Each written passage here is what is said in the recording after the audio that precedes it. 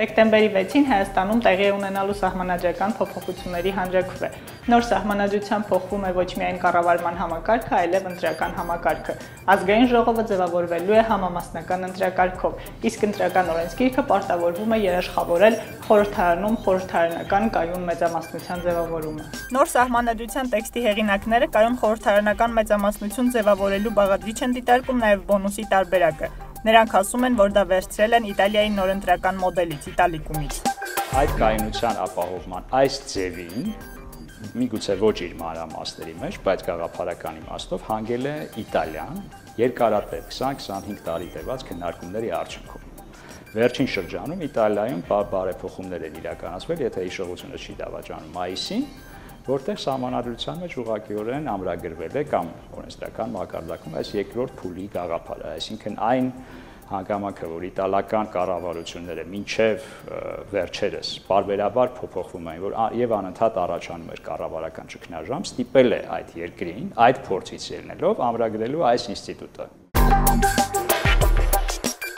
2015 թվականի գարնանը Իտալիայի խորհրդարան ընդունեց նոր ընտրական օրենսգիրքը Իտալիկումը, որը կսկսի գործել 2016 թվականի հուլիսից։ Իտալիկումը սահմանում է, որ եթե ընտրություններում առաջին տեղում հայտնված քաղաքական ուժը ստանում է քվեների առնվազն 40%-ը, ապա նրան շնորհվում է մեծամասնական բոնուս, խորհրդարանում կազմելու կայուն մեծամասնություն եւ ունենալու տեղերի մոտ 54%-ը։ Եթե ընտրություններում 40%-ի արգելապատնեշը որևէ ուժ չի հաղթահարում, ապա անցկացվում է ընտրությունների երկրորդ փուլ, ամենաշատ ձայներ ստացած կուսակցությունների համար։ Հայաստանի նոր սահմանադրության հեղինակներն իրենց մեկնաբանություններում խոսում են ենթադրյալ բոնուսի տարբեր թվերի մասին։ Սահմանադրական փոփոխությունների հանձնաժողովի անդամ Վարդան Պողոսյանը սեպտեմբերի 4-ին հայտարարեց, թե 15% բոնուսի մասին խոսք լինել չի կարող, քանի որ այն հակասում է սահմանադրության նախագծի 89-րդ հոդվածի 3-րդ կետին, որն ասում է, ազգային ժողովն ընտրվում է համամասնական ընտրակարգով։ Համամասնական ընտրակարգը նշանակում է, որ չի կարող լինել ձայների այնպիսի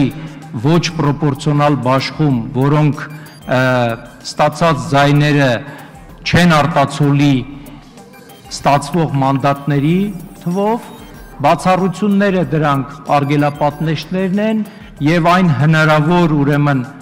փոքր բոնուսը մաքսիմալը 4%-ի չափով, որը կարող է ստանալ այն կուսակցությունը, ընդ որում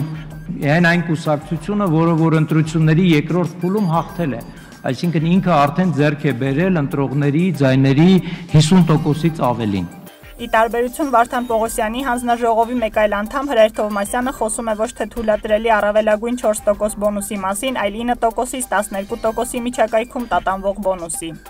Հիմա երկրորդ փուլի տեսական հնարավորությունները, թեպետ ընտրական օրենսգիրքը անդրադառնալու է նաև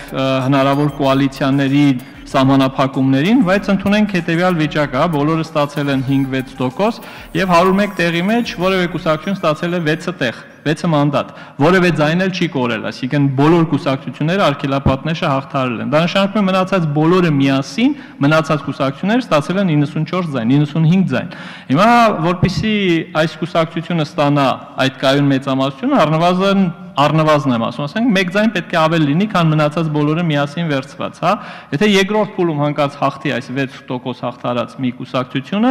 ապա ինքը ունի 6 ձայն, մնացածը բոլորը միասին ունեն 95 ձայն, հա, այսինքն եւս մոտ 80, քանի 89 ձայն պետք է իրեն ավելացվի եւ մենք ունենանք պարլամենտում 189 տեղանոց ազգային ժողով։ Իտալիկումը, որի առանցքային երկու դրույթներն օգտագործվել են Հայաստանի նոր սահմանադրական նախագծում, ենթադրում է մեծամասնական բոնուսի կիրառում։ Այս մոդելը բացի Իտալիայից կա նաև Հունաստանում եւ Սան Մարինոյում։ Ի դեպ, բոնուսային համակարգն առաջին անգամ ներդրել է ֆաշիստական Իտալիայի առաջնորդ Բենիտո Մուսոլինին 1923 թվականին իր կուսակցության համար խորհրդարանում մեծամասնություն ապահովելու համար։ Ինչ է ենթադրում մեծամասնական բոնուսը։ Ընդհանուր առմամբ այն ենթադրում է ընտրություններում առավել մեծ ձայներ ստացած քաղաքական ուժին անհամաչափ պարգևի տրամադրում, ապահովելու նրա կայուն մեծամասնությունը խորհրդարանում։ Իտալիկումով այս պարգևը կարող է կազմել ընդհանուր մինչև 15%։ Ինչով է վտանգավոր բոնուսային համակարգը Հայաստանի համար։ Քաղաքագետներ Մեթյու Շուգարտն ու Մարտին Վատենբերգը Կալիֆոռնիայի համալսարանից պնդում են, որ բոնուսային համակարգը ձեռնտու է միայն քաղաքական մեծամասնությանը եւ այն ավելի հավանական է գտնել ժողովրդավարական կասկածելի հեղինակություն ունեցող երկրներում։ Հումանիտար գիտությունների իտալական ինստիտուտի դոկտոր ընտրական համակարգերի մասնագետ Մարթա Ռեգալին ռիսկ է տեսնում Հայաստանում Իտալիկումի ներդրման մեջ։ Հայաստանի պարագայում Իտալիկումի նման համակարգի ներդրումը կուժեղացնի հաղթող կուսակցությանը, առանց զարգացնելու ուժեղ ընդդիմություն։ Իհարկե, ավելի բարձր արգելապատնեշը կարող է ուժեղացնել մեկ ընդդիմադիր կուսակցության, առանց մասնատելու ընդդիմությունը բազմաթիվ մանր կուսակցությունների։ Մյուս կողմից Իտալիկումը կոալիցիաների հնարավորություն չի տալիս։ Եթե Հայաստանի ապագա ընտրական օրենսգիրքը թույլ տա նման բան, ընդդիմադիր կուսակցությունները կարող են ուժեղանալ երկրորդ փուլում միավորելով իրենց ուժերը։ Այսպիսով, թեև սահմանադրության տեքստում ուղղակիորեն նշված չէ բոնուսային համակարգի ներդրման մասին, կայուն մեծամասնություն ապահովելու համար ընտրական օրենսգիրքի փոփոխությունը կարող է դառնալ հենց այն տրոյական ձին, որի օգնությամբ իշխող քաղաքական ուժը կփորձի ամրագրել իր մեծամասնությունը, չունենալով իրական մեծամասնություն։ Քաղաքական հակակշիռների թույլ ինստիտուտներ ունեցող երկրում, ինչպիսին Հայաստանն է, այս մոդելի ներդրումը կարող է երաշխավորել միայն մեկ քաղաքական ուժի մեծամասնությունը խորհրդարանում, սահմանափակելով այլ կուսակցությունների կոալիցիոն կառավարություն կազմելու հավանականությունը։